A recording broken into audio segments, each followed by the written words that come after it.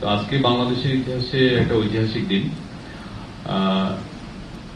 এই দিনে আমরা নতুন প্রজন্মের একটা টেলিযোগাযোগ সেবায় পদার্পণ করতে যাচ্ছি। আপনারা জানেন যে গতানুগতিক যে লিগেসি যে ইন্টারনেট সেবা সেটা দুই রকম। একটা হচ্ছে যে মোবাইল ব্রডব্যান্ড ইন্টারনেট, আর একটা হচ্ছে যে আইএসপির মাধ্যমে, যেটা ফাইবার কেবল বা অন্যান্য মাধ্যমে ঘরে ঘরে বা বিভিন্ন অফিসে পৌঁছায়।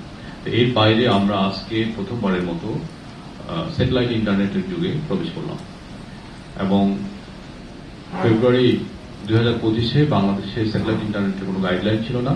মাননীয় প্রধান উপদেষ্টা বাংলাদেশে উদ্যোক্তা বান্ধব এবং একই সাথে গ্রাহক বান্ধব বিকল্প তৈরি করার জন্য, একটা টেকসই ব্রডব্যান্ড ইন্টারনেট বিকল্প তৈরি করার জন্য আগ্রহ প্রকাশ করেছেন এবং সে মতে স্পেস এক্সের সিইও এলন মাস্কের সাথে কথা বলেছেন এবং তাকে অনুরোধ করেছেন যাতে 90 দিনের মধ্যে এই সেবাটা বাংলাদেশের গ্রাহকদের জন্য উন্মুক্ত করা হয়।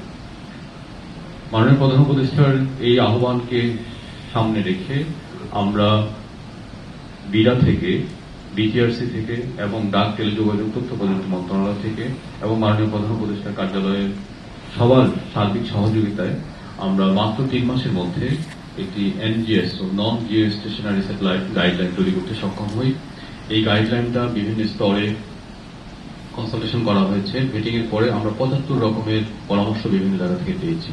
এই পরামর্শগুলো আমলে নিয়ে স্যারের যে ডেডলাইন, এই ডেডলাইনটাকে মিট করে আমরা এনজিএসও গাইডলাইনটা পাস করি এবং এরপর প্রথম আবেদনকারী হিসাবে স্টারলিংক এই এনজিএসও গাইডলাইনের জন্য আবেদন করে। তার আগে স্টারলিংক বিডায় রেজিস্ট্রেশন করে, অর্থাৎ বাংলাদেশের যে আইনি প্রসেসগুলো আছে এই প্রক্রিয়াগুলো পুরোপুরি ফুলফিল করে বিডায় রেজিস্ট্রেশন নিবন্ধন নেয় এবং তারপরে তারা বিটিআরসিতে লাইসেন্সের জন্য আবেদন করে এবং সেটা যথাযথভাবে যে ফি আছে সেই ফি দেয়, ফরেন কারেন্সিতে ফি দেয়, ফি দিয়ে তারা আমাদের কাছ থেকে লাইসেন্স পায়।